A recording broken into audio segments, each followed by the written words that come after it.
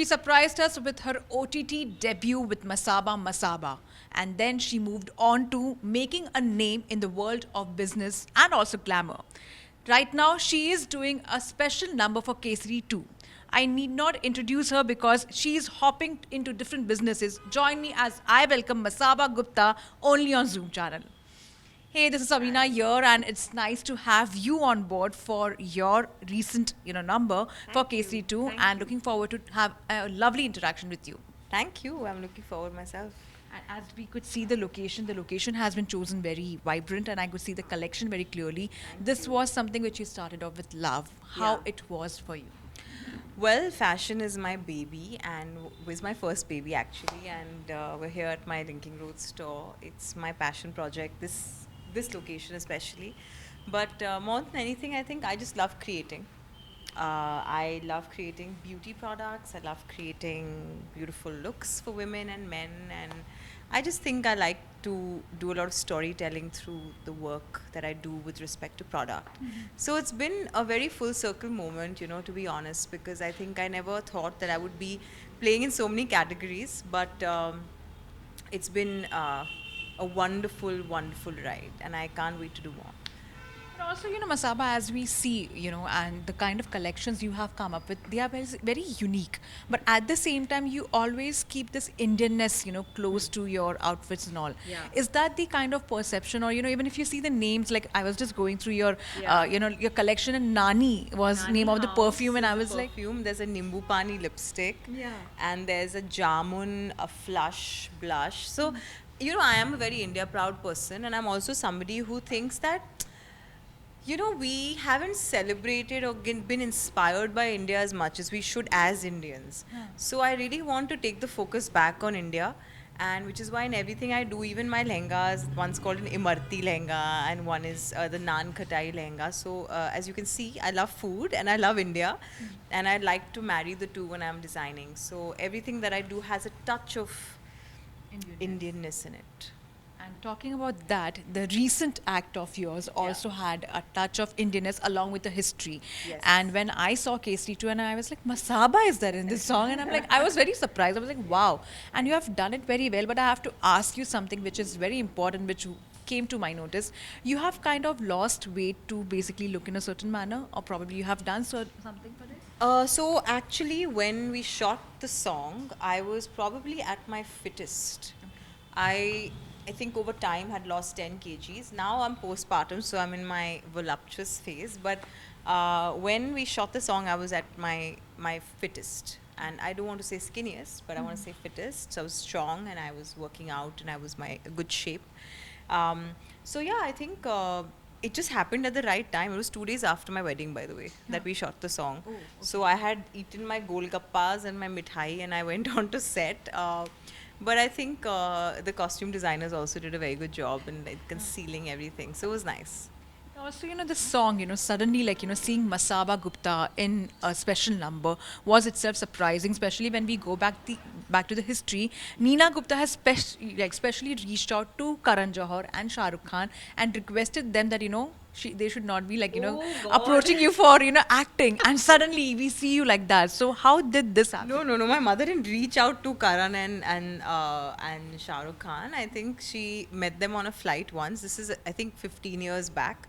And she said, just my daughter wants to become an actress, and you both have to dissuade her from becoming an actress. They were like, why? Because she's like, she's not a conventional Indian face. And they said, yeah, okay, we'll do it. And I think I even messaged Karan that time, and my mom said, you have to go meet Karan Johar. And I said, okay, fine. And I thought it was for work, and she was like, no, he's going to tell you why you can't become an actress. I said, okay. So I messaged Karan then, but I think we both never landed up meeting. But how interesting that the first song that I'm doing is actually his production. So full circle moment. And I was to come to that only that, suddenly, like, imagine like two people who were approached. One was Karan Johar, and suddenly you're working with his production. Yeah. Kesari 2 right now, when it came, in the cinemas, it was not as much picking up, because people were talking about it as a movie. But then suddenly when people started watching it, and even now I want to watch it again, honestly, the way they have depicted the story. How was your experience when you watched it? I think for me, it's something that, see, the thing with the courtroom drama is that it can be very tricky because I feel like it can go into a monotonous space, and I think also the audiences today, as you can see, are very clearly wanting something larger than life on screen, right? You go to a theater to see that. But I think to have that kind of hold, I mean, I don't think anyone moved in the theater when those scenes were going on between Akshay in the courtroom. And I'm really impressed with Ananya because I think that she's just grown so much. And even though this was shot 2 years back, the growth, her arc as an actor has been amazing. And I think more than that, the music, the visuals, it was a very well tied in film, and I thought that the script and the screenplay was really, really tight. And I haven't read the script or anything, but I just think that it was very well executed. And I was reading a review by Mayank Shekhar, and he said something very nice. He said, in this industry, we get stuck in coteries and CVs, and you rarely give a new, untested filmmaker a chance. And I'm so glad that someone like Karan has done this and proved himself in a way that with his first film, I mean, to get this kind of reception, not one person has said that it's average. Everyone has said that it's great. So I think that's just kudos to all of them. I had a very small part in it, but I think that it's a brilliantly executed courtroom drama. What was the feedback you got, or say, kind of, not criticism, but, basically a genuine feedback from your family members, be it your husband, mom, parents, basically? For the first time in my life, there was no criticism for this, none whatsoever. I think that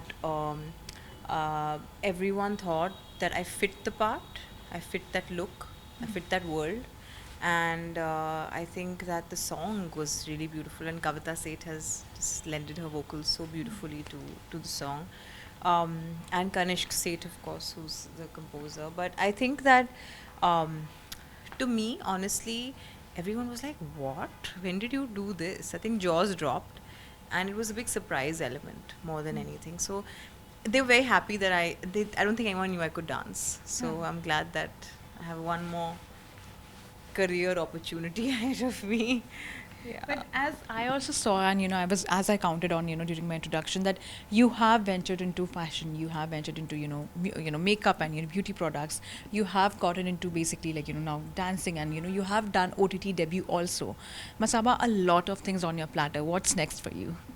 Well, right now I'm actually knee deep, I would say, not knee deep, neck deep in running my business. It's become quite a lovely, large um baby now, and I think that my focus will be there because that's my first baby. I'm an entrepreneur at heart, and everything that I do should in some way tie back to that, But at the same time, I like dance, I love performance, and I love art in any form. So I will always find avenues to explore that. But what's next is actually a lot more products from my beauty brand and my apparel brand, and lots more is coming. I can't talk about it, but a lot is happening.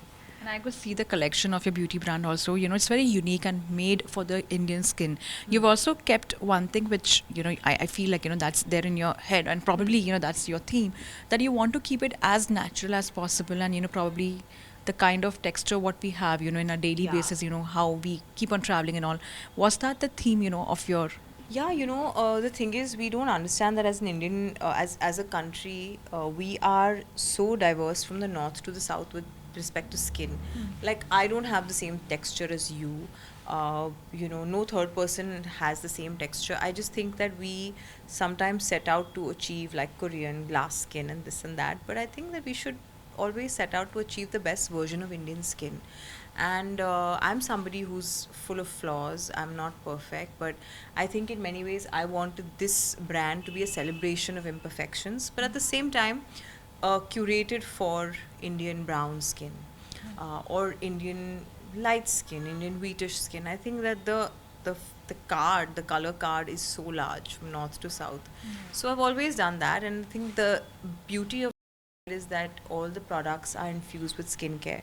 So when you're wearing the makeup over hours, you're also getting the benefits of hydration, pigmentation control, you know, reducing fine lines, moisture lock-in. So we're using technology, but really simplifying it in a very, very basic multi-use product.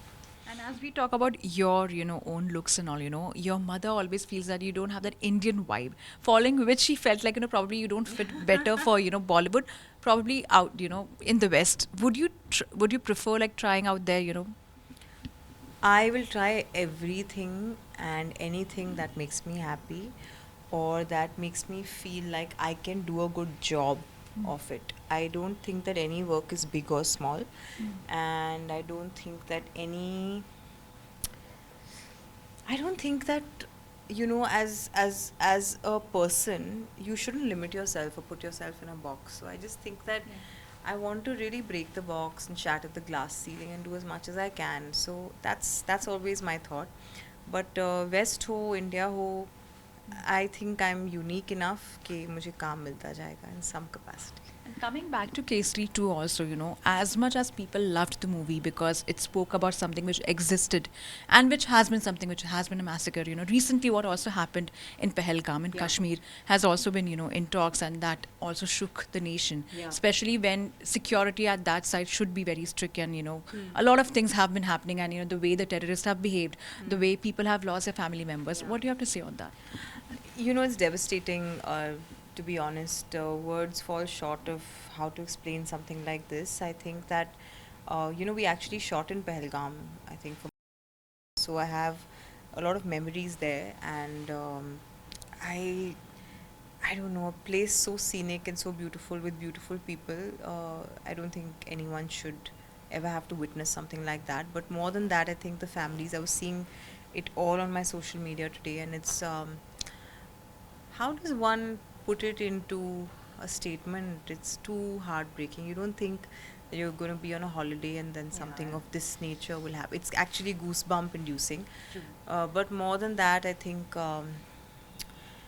it really shows us that everything that's happening in the world today, I think we all need to get together, unite, and really pray to whatever, whoever the gods are up there, every god possible, and just pray for peace, I think, and really pray for unity.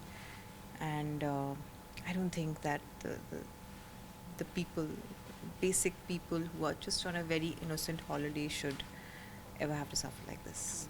And on that note, also, Masaba, I have to ask you that even Kesari too, because it was speaking about the history, people always tend to right now, in current situation, get way too sensitive about what's happening in the history, of India, basically.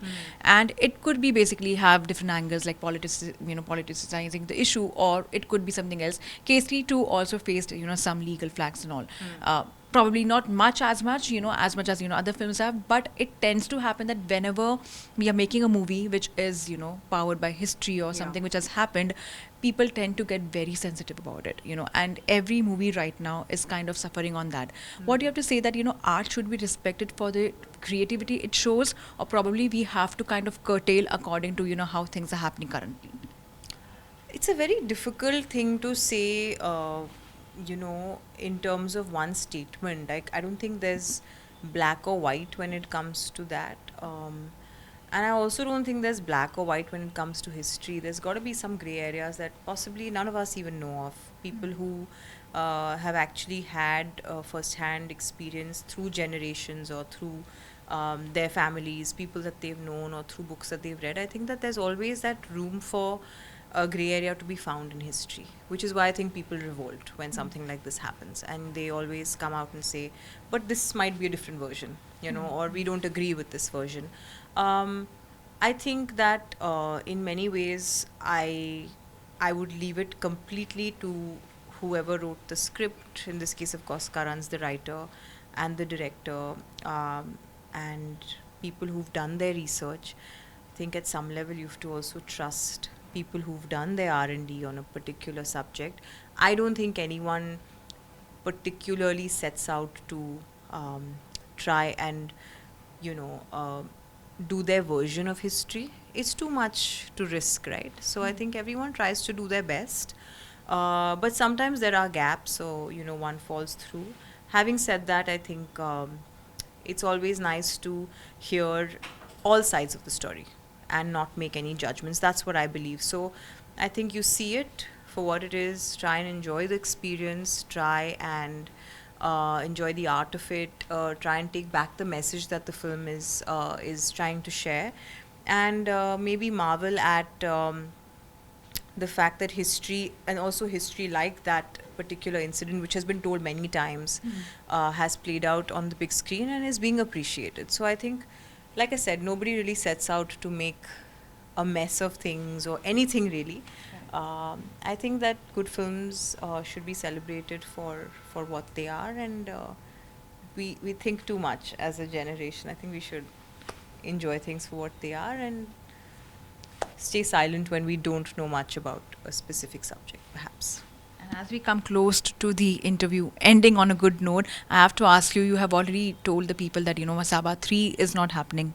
If I'm not wrong, is Masaba 3 happening or no? I have no idea myself. Who are the people? I have no idea. Yeah. Maybe it's not happening. I don't know. But I have a lot on my plate. I am full time with this project of my life. It's been 16 years that I've been doing this, and things like that will come and go. But this is my legacy. I have to ask you, Masaba, going by your collection, it's lovely. Like, I feel like you have put in a lot of efforts in every design which we see, and everyone would feel like just go and buy it basically and get take it home. married. And get married, yeah, actually, and get married. And if any actress you had personally loved, doing the entire, designing or, outfits and designing for them. I would have actually loved to design for Kareena during her wedding. But I think I wasn't even thinking of bridal when she got married. But in some way, I had my moment because she became the first Masaba bride for the campaign. And it was a full circle moment. I think that she's somebody who I just admire her for everything she stands for. Lovely chatting with you and interacting with you, Masaba. Thank you